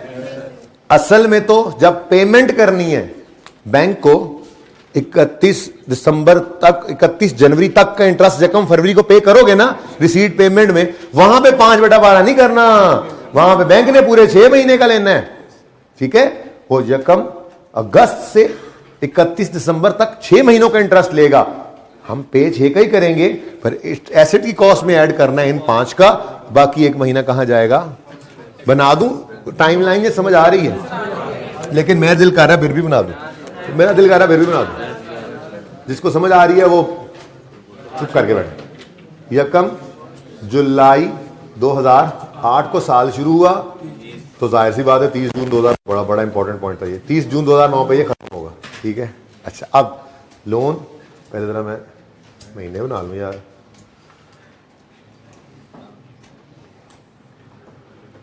ये बीच में कोई दिन लंबे होते हैं, कुछ छोटे होते हैं, छोड़ दें इसको, ठीक है ना? सर्दियां गर्मियां, जुनो जुलाई, अगस्त, सितंबर, अक्टूबर, नवंबर, दिसंबर, जून, ठीक है? अच्छा, अब लोन आया इस दिन 25 मिलियन का, ठीक है ना? और इस दिन 31 जनवरी तक का इंटरेस्ट और एक किस्त माइनस, ठीक है ना? और इंटरेस्ट भी माइनस होगा, लेकिन इंटरेस्ट तो लगे तो प्रिंसिपल था, ठीक है ना? अब इन 6 महीनों का इंटरेस्ट बैंक को देना है, लेकिन कैपिटलाइजेशन शुरू होनी है यहां से, तो ये अरसा जो होगा इन 6 में से ये 5 महीने का इंटरेस्ट जाएगा एसेट की कॉस्ट में ऐड होगा, और ये 1 महीने का इंटरेस्ट जो है वो एक्सपेंस में जाएगा। बात समझ गए हो? ठीक है, ये मैं कह रहा था। लेकिन पेमेंट जब बैंक को करनी है, यकम, भाई इधर लगा दे आमिर, बस अब इधर ही चल रहा है काम, ठीक है ना? इधर से आ जाएगा ये, ठीक है? आ रहा है ना? अच्छा, तो पेमेंट जब बैंक को करनी है तो यकम फरवरी को पेमेंट होगी पूरे 6 महीने के इंटरेस्ट की जमा, ये 5 रुपए, 5 क्या है? इंस्टॉलमेंट, ठीक है? ये रिसीट पेमेंट के लिए कह रहा हूं, याद रखना। ओके, अच्छा जी, तो समझ आ गई ये बात। फिर जनाब ये पेमेंट हुई 5 की, पेमेंट हुई 5 की, और बोलो ये था हमारा लोन 25 का, पूरे 6 महीने ये 25 आउटस्टैंडिंग रहा, और इस दिन की रात की बजाय अगले दिन सुबह 5 देकर जब दफ्तर में पहुंचे तो 20 आउटस्टैंडिंग है। अब ये 20 आउटस्टैंडिंग रहा, ठीक है, और ये 20 पूरे 6 महीने आगे आउटस्टैंडिंग रहा, ये रहा पूरे 6 महीने आउटस्टैंडिंग, ठीक है ना? और वो 6 महीने भी इससे भी आगे जा रहे हैं, वो तो हमारे साल से भी आगे निकल जाएंगे ना, ठीक है? ओके, अब हमारा जो काम था एसेट के ऊपर वो रुक गया 31, तो फरवरी, मार्च, अप्रैल और मई, इन 4 महीनों का इंटरेस्ट जो इस 20 पे निकलना है वो एसेट की कॉस्ट में ऐड होना है, और जुलाई का, और जाहिर सी बात है अगला अगस्त का वो तो सॉरी जून का और जुलाई का, वो जुलाई तो वैसे ही हमारे साल से निकल गया ना, ये एक्सपेंस बनेगा और फिर इस दिन की शाम की बजाय अगले दिन की सुबह वो एक और किस्त पे करेगा, जितने की भी करेगा 5 की होगी, हमें इससे क्या, हमारे साथ से तो बात निकल गई है, ठीक है। और इन 6 महीनों का इंटरेस्ट भी पे हो जाएगा, ठीक है। तो ये लाल वाला नजर आ रहा है, सितंबर, अक्टूबर, नवंबर, दिसंबर, जनवरी, 25 मिलियन के 6 महीने के इंटरेस्ट में से ये 5 महीने कैपिटलाइज, 1 महीना एक्सपेंस आउट, फिर 5 की किस्त पे हो गई। अब आउटस्टैंडिंग कितना रह गया? 20। इस 20 ने यकम फरवरी से लेकर 31 जुलाई तक 6 महीने आउटस्टैंडिंग रहना है। तो इस पे 6 महीने का जो इंटरेस्ट है उसमें से हमारे लिए रेलेवेंट सिर्फ इन 4 महीनों, ठीक है जी, जो कैपिटलाइज कर रहे हैं। बाकी फिलहाल उसने प्रॉफिट एंड लॉस मांगा नहीं है कि हम अगले की बात करें एक्सपेंस में कितना जाना है। हमारे लिए रेलेवेंट तो रह गए यहां से 5वां, ठीक है ना, यहां से ये वाले 5वां और यहां से, तो ये 5 और 4 9 महीने ही कैपिटलाइज करने हैं हमने, थोड़ी सी बारी की थी इसके अंदर, ठीक है, ओके। ले जी, फिर जब 20,000 आउटस्टैंडिंग रह गया तो उस पर भी इंटरेस्ट रेट 12% लगा, तो एनुअल इंटरेस्ट आया। अब हमने कितने महीने इसमें से लेने हैं? क्योंकि 31 मई पे काम रुक जाना है, कंस्ट्रक्शन कंप्लीट हो जानी है, तो 4/12। ये कौन कौन से मंथ्स हैं? फरवरी, मार्च, अप्रैल और मई, ठीक है। देख लो लाल वाले यही हैं, यही मंथ्स हैं लाल वाले, ओके डन। आंसर एंड पे निकालेंगे, जाने दो अब, बट ठीक है एंड पे निकालेंगे अब, ओके। आंसर निकालना ज्यादा वैसे ही कंफ्यूज करेगा सीट पेमेंट में। लो भाई, काम हो गया, डन, काम हो गया, सही है। इंटरेस्ट ऑन स्पेसिफिक लोन आ गया। अब इन्वेस्टमेंट इनकम का एक पॉइंट उसने सिर्फ एक लाइन ही लिखी है, हमें मुसीबत पड़ गई। चलो अब पढ़ना शुरू करते हैं। इन एडिशन टू अबव, ओहो ये तो रह ही गया, चलो इसको लिख तो लें। ये क्या होगी जी? Cost of asset, cost of office building, cost of building में इसको ऐड करना है ताकि भूले ना, ठीक है। अच्छा, अब ऑन यकम अगस्त 2008 a medium term loan of 25 was obtain. अच्छा यार ये नंबर लेना ले, commitment fee of 0.5 of the amount of loan, ये भी तो पे हुई है, ठीक है, उसी दिन बैंक ने चार्ज की होगी, ठीक है, और सही है ना। तो ये कर लेते हैं 0.5 इंटू 20, ये मुफ्त के नंबर ऐसे ही छोड़ दें। ये 0.5% है, 25,000 का लोन, जितना लोन होगा ना सवाल खामोश है, उसी की परसेंटेज ही प्रोसेसिंग चार्जेस होते हैं, ठीक है ना, इंटू 0.5%। भाई ये 0.5 नहीं है, 50% बन जाएगा वो, 0.5% लिखना। अच्छा कैलकुलेटर पे क्या आंसर आया? 125 रुपए, यानी 1,25,000। यार देख लो, एक फैसला कर लो, 125, मैंने यही तो अर्ज किया, 0.5% है, 0.055% होता है, ओके। अच्छा जी, ये नंबर आगे मुफ्त के, और ये मुफ्त के नंबर इंशाल्लाह हम 8 मिलियन लेंगे जब हम एसेट की कॉस्ट निकालने लगेंगे, ठीक है ना। बोरिंग कॉस्ट तो ये नहीं है, ओके। अच्छा भाई चलें आप बात करते हैं। रिसीट पेमेंट बनाना है तो उसके लिए नंबरिंग चाहिए, नंबरिंग करना आप शुरू करते हैं। आज नंबरिंग बड़े ध्यान से करनी है, ठीक है। आज बहुत कुछ है सवाल के अंदर, जैसे कि लोन का आना, ठीक है। ऑन यकम सितंबर 8 spin industries started construction of its new building and completed 31 मई। Payment made to contractor were as follows. पहली पेमेंट यकम सितंबर को हुई, ठीक है। लोन यकम अगस्त को आ गया था, लोन यकम अगस्त को, तो ये जो लोन यकम अगस्त को आया, पहला नंबर तो इसका बन गया, क्यों? नहीं ये 1 नहीं है, अगर कुछ और साथ हुआ तो इसी डेट पे, तो उसको 1 उसको ए कर लेंगे, इसको उसको बी कर लेंगे, ठीक है। और अगर इसके बाद की कोई चीज है तो वो 2 ही होगी। रिसीट पेमेंट बनाते हुए बेशक लेटर पे हम ले जाएं, लेकिन नंबरिंग में आपने खुद से नहीं चीजें कंबाइन करनी, ठीक है ना। तो सबसे पहले क्या हुआ? लोन आया, लेकिन साथ ही बैंक ने क्या कहा, भाईजान ये लोन लेना है ना तो 0.5 भी दो।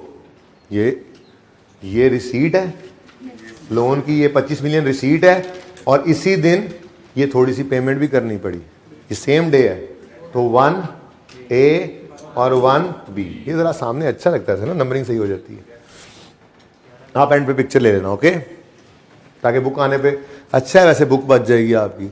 अब जब आप रिवीजन के लिए बैठेंगे, ठीक है, तो ये सवाल फ्रेश ऐसे उसको ऐसे करके साफ करना, ठीक है, और सफ़े पे हाँ हाथ फेर के नंबरिंग करना नए सिरे से, ठीक है ना, वो अच्छा हो जाएगा, एक बार आपकी प्रैक्टिस हो जाएगी। अच्छा बहरहाल उसके बाद भाई यकम अगस्त को और कुछ हो रहा है, देख लो जरा। Surplus funds are invested on यकम फरवरी, तो यकम फरवरी 9 की बात कर रहा है, तो यकम अगस्त 8 के बाद अब और कुछ नहीं हुआ।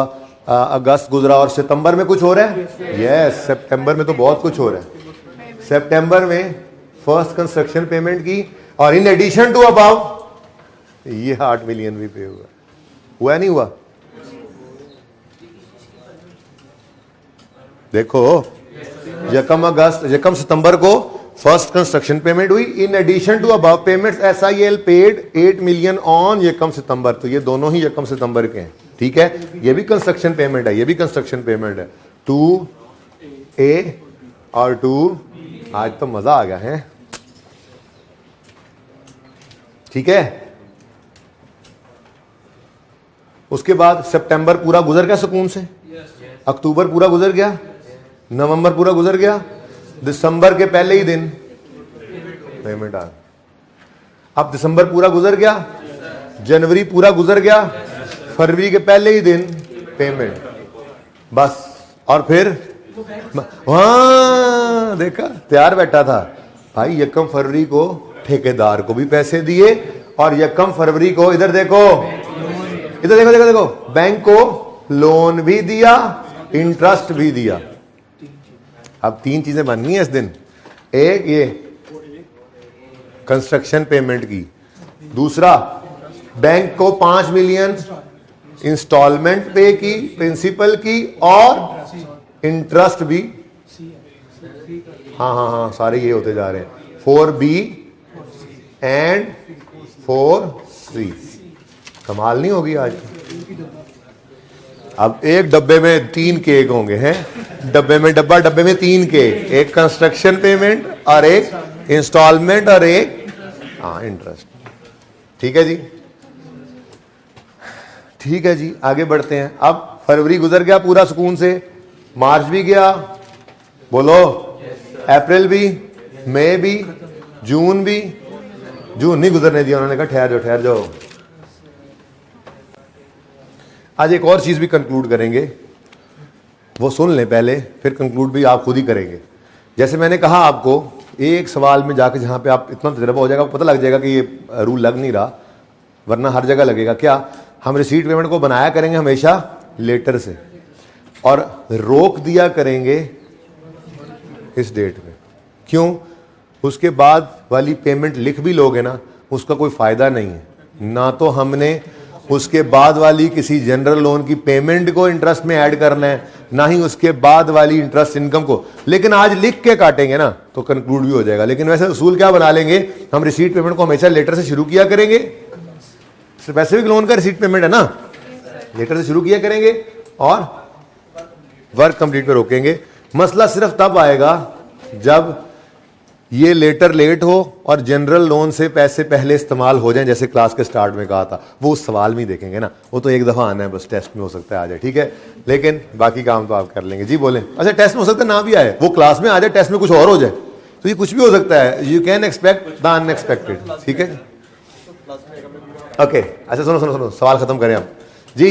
नंबरिंग हो गई, कोई और चीज तो नहीं रहेगी? जरा देख लो, मुझे डर ऐसा लग रहा है कुछ रह ना गया हो। सही है जी, ओके है, डन है, शुरू करते हैं काम जी। डेट और डिस्क्रिप्शन,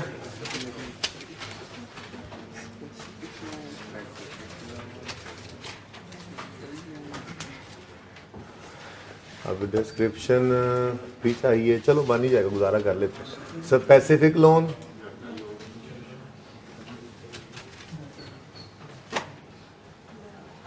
जनरल लोन,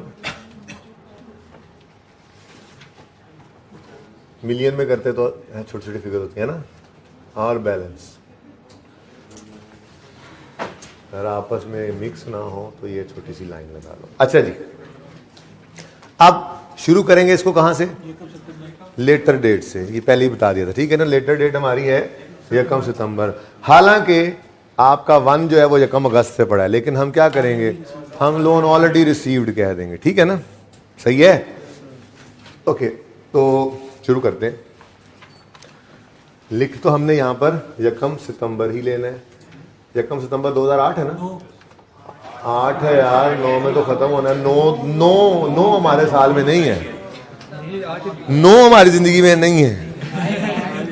अच्छा जी, लोन ऑलरेडी रिसीव्ड, बोलो 25, और साथ ही इस दिन 25,000, 25,000, ठीक है। और इसी दिन लोन प्रोसेसिंग चार्जेस, अब ऑलरेडी पेड क्या लिखने, बस चार्जेस लिखनी है, पेड फूड 125 माइनस, अभी मत कुछ करो, अभी रुको। ये तो था, इधर देखो, ये तो था हमारा 1A और 1B, ये तो पुरानी डेट पे था, लेकिन हम उसको भी उठाकर ले आए यकम सितंबर पे। अब यकम सितंबर वाले भी तो पड़े हैं। 2A लोन आया, सॉरी कंस्ट्रक्शन पेमेंट की, और 2B मैप, ये परमिट फी भी पे की, ठीक है। तो 10,000 की कंस्ट्रक्शन पेमेंट की है और 8,000 की परमिट फी पे की है, ठीक है। तो ये भी इसी दिन है। तो यकम सितंबर, ये तो मजबूरन लिखा यकम सितंबर लेटर पे लाने के लिए, और ये तो है ही यकम सितंबर, ठीक है। फर्स्ट, उठ जाओ दोनों, उठ के पीछे चले जाओ, इसको भी ले जाओ साथ, ले जाओ। मुझे पता था, मैंने इधर मुंह करना है तो तुम लोगों ने बात, निकलो शाबाश पीछे जी। फर्स्ट कंस्ट्रक्शन, देखें ये धोखा दे रहे थे मुझे, देखें फ्रॉड लगा रहे थे मेरे से। फर्स्ट कंस्ट्रक्शन पेमेंट कितना, 10,000 माइनस, और इसी दिन permit fee paid, permit fee paid. अब देखो ना कितना, वैसे बताओ पहले 8,000। अब देखो क्या है यहां पर हम सिर्फ क्या ले रहे हैं, रिसीट, पेमेंट। इनकम एक्सपेंसेस नहीं आ रहे यहां पे, इनकम एक्सपेंसेस नहीं आते, इंटरेस्ट एक्सपेंस नहीं लेंगे यहां पे, इंटरेस्ट पेड लेंगे यहां पे इंटरेस्ट एक्सपेंस जाता है, यहां पे इंटरेस्ट, क्योंकि रिसीट पेमेंट, मैंने आरपी लिखा हुआ है, पूरा लिख लो आप, रिसीट स्लैश पेमेंट, ओके। अच्छा लो जी, डब्बे में 4 केक, माशाल्लाह, लो जी लो, क्या बात है जी, क्या व्हाट टॉक इज, क्या बात है, ओके। हाँ तो यही नहीं बनता, व्हाट, क्या, टॉक, बात, इज, है, this is fast English, okay, you will not catch this. अच्छा चलो जी, हाँ बता दो, 6875, बस 0 कोई, 6875 बैलेंस में आ गया। अब इन्वेस्टमेंट के लिए तैयार है यकम सितंबर से, ठीक है। ये हमने 1A 1B 2A 2B लिख दिया, ठीक है। नंबर लिखने की जरूरत नहीं है, मैं आपके लिख रहा हूं, बस आप ना लिखिएगा, ठीक है। चलें आगे। कुछ बच्चे कह रहे हैं स्पेसिफिक लोन थे, पहली पेमेंट थी, पड़ गया सारा। अच्छा, शुरू में ऐसे ही एकदम से खर्चे होते हैं ना, ठीक है। अच्छा, उसके बाद आगे बैठ जाओ, इंसान बनो करो। अच्छा बैठ जाओ आगे, वैसे तो वहीं खड़े रहते हो, अच्छा तो आप कैमरे के आगे आओगे, जल्दी आओ बैठो। अच्छा जी, उसके बाद ऑनलाइन वाले बच्चों, ये फ्रॉड लगा रहे थे वैसे तो, ऑनलाइन वाले बच्चों देखा खुद ही छुप गए। अच्छा जी, उसके बाद 2A 2B हो गया। 3 पे क्या है, 15,000 की कंस्ट्रक्शन पेमेंट, किस दिन है जरा डेट बता दो, यकम दिसंबर 2008। सेकंड कंस्ट्रक्शन पेमेंट 15,000 है। हमारे पास स्पेसिफिक लोन में कितना पड़ा है, तो इसके लिए आपको, इसी दिन के लिए आपको कहा था, इसी दिन के लिए ये बात कही थी कि ब्रैकेट में लिख लेना 15,000, ताकि आपको उससे बांटना जरा आसान रहे, गलती ना लगे, ठीक है ना। तो 15,000 देना है, यहां से 6875 गया, यहां पे 0 रह गया, लो इन्वेस्टमेंट इनकम की जगह देखो हमने छोड़ी हुई, निकला क्या चूहा, खुदा पहाड़, निकला क्या चूहा, तो जीरो रह गया है। एक ही दफा बस इन्वेस्टमेंट इनकम एक ही लाइन आएगी, ठीक है ना। चलो मैं मिटा के ऊपर कर लूंगा थोड़ा सा। उसके बाद बाकी 8125 ये पेमेंट जनरल लोन से हो गई। अब जनरल लोन में ऊपर कब पैसे आए, कहाँ, हमें क्या जरूरत है, हमने इस पेमेंट को पकड़ना है, पेमेंट की डेट को पकड़ना है। इंटरेस्ट टिल सीजेशन यानी वर्क कंप्लीशन, या अगर ईयर एंड पहले हो जाए तो वहां, ठीक है, समझ रहे हो, आगे बढ़ो, फिर समझ रहे हो तो आगे बढ़ो। 3 के बाद 4 पे तो कमाल हो गया, 4A 4B 4C, पहले 4A कर लेते हैं, जरा काम आसान है, ठीक है। और साथ वैसे भी यहाँ पे थर्ड कंस्ट्रक्शन भी लिखना नहीं पड़ेगा ना, सिर्फ थर्ड लिखेंगे और ओके जी। यकम फरवरी नो थर्ड कंस्ट्रक्शन पेमेंट। सो पैसिफिक लोन में तो कुछ बचा ही नहीं। 12,000। अच्छा, अब ये डब्बा बनना है, इसमें 3 केक पड़ने हैं। पहला डब्बा, और डब्बे में पहला केक ये आएगा, 12,000 पे किया। फिर यकम फरवरी 2009 लोन प्रिंसिपल पेड, 5,000। लोन का प्रिंसिपल पेड 5,000, इंटरेस्ट, ठीक है जी। और इसी दिन interest of first 6 months paid. Paid क्या चीज जी, पेड क्या बोला मैंने, अभी तो देखना सारे तवज्जो से, सबकी तवज्जो चाहिए। यहां पर देखो सब सब सब सब सब सब सब सब 25,000 इंटू 12% इंटू 6/12। आपको कि वहां 5/12 किया, भाई बैंक को तो 6 महीने का इंटरेस्ट देना है ना। 25 के ऊपर यकम अगस्त से 31 जनवरी तक 6 महीने बनते हैं। इन 6 महीने का इंटरेस्ट बैंक को पे किया है, उसमें से 5 का एसेट की कॉस्ट में ऐड कर दिया और 1 का हम प्रॉफिट एंड लॉस में एक्सपेंस आउट कर देंगे, ठीक है। यहां पे ये याद रखना बात, यहां पे हमने पेड की फिगर लेनी है, ठीक है। ये ना हो वहां से उठाओ, इसीलिए मैंने वहां पे आंसर ही नहीं लिखा, इसीलिए वहां पे आंसर नहीं लिखा मैंने कहा पहले ये वो लिख दूं, कहेंगे लो जी वो इंटरेस्ट इधर पे किया, भाई वो नहीं पे किया हमने, वो तो कैपिटलाइज किया सिर्फ 5 महीने का, इंटरेस्ट पे तो 6 महीने का किया है, सही है। ये सबसे मुश्किल पॉइंट था, समझ आ गया। 1500 डब्बे में डब्बा, डब्बे में 3 केक। मेरे सारे ये तो दोस्त बैठे क्लास में, ये बिल्कुल भी एक लाखों में एक नहीं है जी, नालायकों में लाखों नालायकों में एक जी। 18,000 लो जी। ये मैंने इकट्ठा क्यों कर दिया, देखो आप पागल नहीं है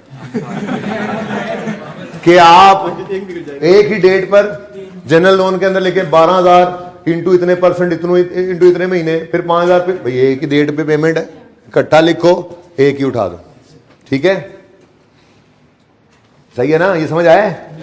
12,000 पे भी यही रेट लग के, और यकम फरवरी से फरवरी मार्च अप्रैल मई 4 महीने 4/12, फिर 5,000 पे भी ये रेट लगा के 4/12, फिर 1500 पे भी ये रेट लगा के 4/12, तो भाई एक ही बार टोटल 18,500 पे रेट लगाओ और 4/12 कर दो, इसलिए मैंने इसका डिब्बा लगाया, ओके। और 5th वन इज जो कि यूज नहीं होगा, लेकिन चलो अभी तो कर लेना। यकम जून को 9,000 की पेमेंट आ गई, यकम जून 2009 4th कंस्ट्रक्शन पेमेंट 9,000।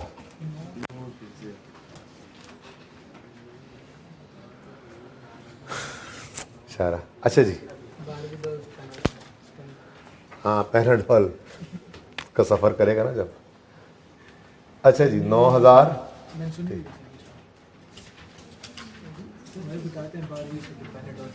अच्छा जी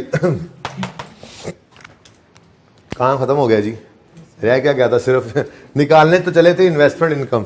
लेकिन भाई देखो ये रिसीट पेमेंट्स है ना, हमें जनरल लोन की भी पेमेंट्स मिल जाती हैं और उनकी डेट्स भी मिल जाती हैं, इसलिए जनरल लोन भी हम इस रिसीट पेमेंट के बाद ही बनाया करते हैं, ठीक है ना। ये मुश्किल सवालों के अंदर तो ऐसे ही होता है, तो बस आसान काम तो फिर यही बना, ये भी आज मुश्किल करके देख लिया मैं। और मुश्किल क्या हो सकता है, किस्तें 2 पे कर देंगे, तो यहाँ पे एक लाइन और ऐड हो जाएगी, ठीक है ना? और सही है। अच्छा चलो भाई फिर शुरू हो जाओ। फिर 6875 तुम कब अवेलेबल थे? 1 सितंबर को जी। कब तक रहे? पूरा सितंबर, पूरा अक्टूबर, पूरा नवंबर, और बस इतना सा काम था बस। बोलो भाई। 6875 इंटू सरप्लस फंड्स को हम इन्वेस्ट कर सकते हैं 8% पर एनम पे। सवाल खत्म हो गया जी, बस अब जवाब निकालना रह गया। 8% और सितंबर, अक्टूबर, नवंबर 3/12 बस एक ही है ये 138, ठीक है जी। इसको माइनस कर दो और ये भी इकट्ठा आंसर दे दो। अब 25,000 इंटू 12% और इंटू 5 20-50। ये भाई चेक करते रहना, सब चेक करते हैं। 2-3 बच्चे कम से कम चेक किया करें आंसर को, ठीक है। 1912, ठीक है जी। ओके, अब इसको उठा के ऊपर ले लो, बहुत नीचे चला गया जी। उसके बाद नंबर 3 पे interest expense on general borrowings, on general loan, ठीक है। ये वाला कॉलम पकड़ेंगे, ये पेमेंट देखेंगे, इसके सामने पड़ी है डेट। जिंदगी आसान है इसकी भी, ठीक है। तो भाई ये पेमेंट हमने जो की, ये किस दिन की? फायदा होगा ना रिसीट पेमेंट में इसके पड़े होने का, ठीक है। दिसंबर को की। अब रूल जनरल लोन का रूल ये नहीं था लेटर ऑफ से लेकर जो है वर्क कंप्लीटेड तक, बल्कि कहा था आपको डेट ऑफ पेमेंट से वर्क कंप्लीटेड तक। तो डेट ऑफ पेमेंट क्या है? 1 दिसंबर, पूरा दिसंबर, पूरा जनवरी, पूरा फरवरी, पूरा मार्च, पूरा अप्रैल, पूरा मई, बस 6 महीने। कितने? तो पहली पेमेंट 68125 जो है ये किस रेट पर? 13.9। कहां से निकला भाई? वर्किंग वन में निकाला था ना। ये कैमरा तो हिल भी ना, कैमरा यहीं पे लगा हुआ है ना भाई, तो बैठ जाओ ना फिर, आप क्यों खड़े हो जी। 13.9, ठीक है। 13.9 आ गया। और कितने महीने गिने अभी? ये पेमेंट हमने की है 1 दिसंबर को। डेट ऑफ पेमेंट से जरा आना पड़ा। वर्क कंप्लीशन 31 मई, ठीक है। तो डेट ऑफ पेमेंट से 31 मई। डेट ऑफ पेमेंट होगी 1 दिसंबर, जनवरी, फरवरी, मार्च, अप्रैल और मई, 6/12। आंसर एंड पे निकालेंगे, वेले थोड़ा ही हर दफा निकालें। आगे बढ़ो। 3 पेमेंट्स को इकट्ठा कर दिया, इसलिए जिंदगी सुकून में आ गई ना। 3 बार की बजाय एक ही बार। ये तीनों पेमेंट्स ही किस दिन हुई हैं? किसी एक को ले जाओ यहाँ पे। ये सारी पेमेंट 1 फरवरी, ठीक है। तो 1 फरवरी को पेमेंट हुई, पूरा फरवरी, पूरा मार्च, पूरा अप्रैल, पूरा मई। कितने? तो कितनी है टोटल? 18,500 into 13.9% into 4/12। और ठहर जा यार, मैंने निकाला आंसर, हद होगी यार। तुम लिखो अपने पास, मैं क्यों निकालू? मैं तो एंड पे निकालूंगा एक बार। उसके बाद ये देखो, उसके बाद ये नजर आप प्लीज सारे बच्चे ध्यान से देखें।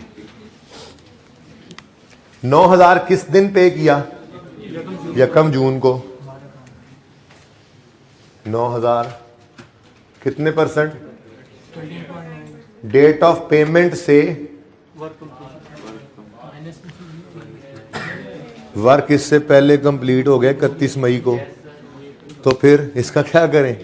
डेट ऑफ पेमेंट से 0/12। क्या कुछ नहीं करना? ये तो अगर हम इससे पहले भी रोक देते तो भी ये वक्त बच सकता था हमारा, लेकिन नहीं रोका। मैंने कहा था एंड पे कंक्लूड करेंगे। शुरू लेटर से किया और वर्क कंप्लीशन पर इसको भी रोक दो, क्योंकि उसके बाद की कोई भी रिसीट पेमेंट है उसमें यूज तो होना नहीं है। चलो फिर भी मैंने आज लिख दिया यहां पे 0/12 और ये लिखकर काट दिया। पेमेंट जो जनरल लोन से ये हुई भी है, ये वर्क कंप्लीट होने के बाद हुई है, तो इसलिए एसिडी कॉस्ट में ऐड नहीं कर सकते। बस ठीक है, expense out, rule is rule. Okay, तो सही है ना? ये बात समझ आई है? ये आप और मैं अब ये कंक्लूड कर गए कि रिसीट पेमेंट को हम लेटर से बनाया करेंगे, तो पहले ही कंक्लूड कर चुके थे, ठीक है, और इसको रोक दिया करेंगे। और अगर तसल्ली ना भी हो और बना दो, इससे अगली पेमेंट लिख भी दो कंप्लीशन के बाद वाली, तो अल्टीमेटली जो रूल्स पे पक्का है ना, वो इसको करेगा कुछ नहीं। फिर इस 9,000 का हमने कुछ भी नहीं किया। ठीक है, क्लियर है सबको? पक्का? चलो जी, अब आंसर बताओ। 11/22 नहीं आया, 11/22 नहीं आया, 1122 नहीं आया, 3459। ठीक है जी, ओके। 18 नंबर है इस सवाल के, लेकिन ज्यादा है मेरे हिसाब से। 10 एक नंबर का होना चाहिए था, ये ज्यादा नहीं, नहीं टाइम इतना नहीं लगता, समझाते हुए टाइम ज्यादा लगता है बेटा।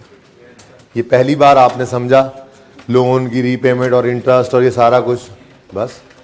अच्छा चलो, अब एक तो इसमें रिक्वायरमेंट में हम ऐड कर लेते हैं, also calculate cost of building, also calculate cost of building. तो मैं यहां पे कैलकुलेट कर देता हूं।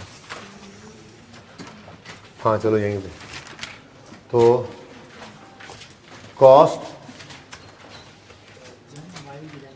ऑफ बिल्डिंग, इधर देखो वर्किंग 3 में कर लेता हूं मैं। वर्किंग 3 क्यों किया मैंने, वो फिर डेप्रिसिएशन भी निकाल लेंगे ना एसेट के ऊपर। ठीक है जी, ओके जी, वर्किंग 3 यहां कर रहा हूं मैं। कॉस्ट ऑफ, ये ऑफिस बिल्डिंग जो है, cost of office building, cost of building निकाल लेते हैं जी। क्या सिखाया था आपको इसमें, क्या आएगा? कंस्ट्रक्शन कॉस्ट आएंगी,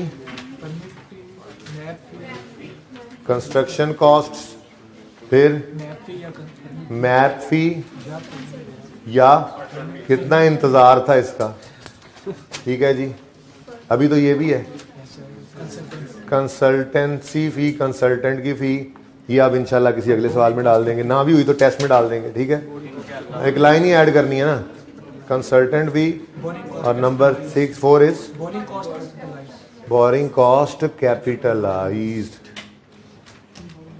ठीक है जी, कंस्ट्रक्शन कॉस्ट 10, 15, 12 और 9 कॉस्ट लेनी है, पेमेंट्स नहीं लेनी। वैसे पेमेंट भी हो गई है खैर, तो 10,000 जमा 12,000 जमा 15, ये 15 है, 15 ठीक है, 15 लिखने की कोशिश की, 15,000 जमा 9,000, कितना हो गया? 46,000। आज तो परमिट फी भी है 8,000, परमिट फी आ गई 8,000, एसिडी कॉस्ट में ऐड हो गई और डेप्रिशिएट हो गई, समझ आ गया ना? ओके, कंसल्टेंट फी कोई नहीं है, बोरिंग कॉस्ट कैपिटलाइज की 3,4,559 नहीं है, तो ये तो पहले लिखने दो अल्लाह के बंदो, मैं परेशान हूँ, मैं गलत लिख दिया मैंने। 4,5,57 ठीक है जी, और इसको डेप्रिशिएट भी कर लेते हैं। ठीक है, मैं सवाल के अंदर ऐड करता हूं पॉइंट नंबर 3। पॉइंट 3 है useful life of building is 10 years।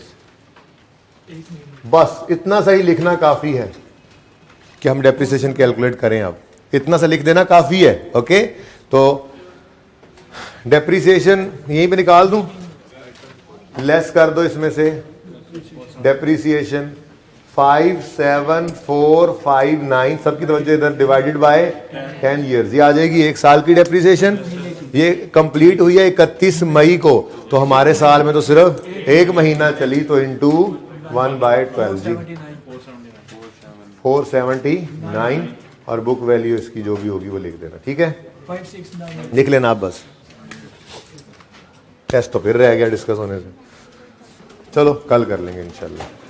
ठीक है, ठीक है जी, आज के लिए इतना। 2009 की, मैं सारा कुछ 2009 का ही कर रहा था। ठीक है जी, ठीक है जी, अल्लाह हाफिज़।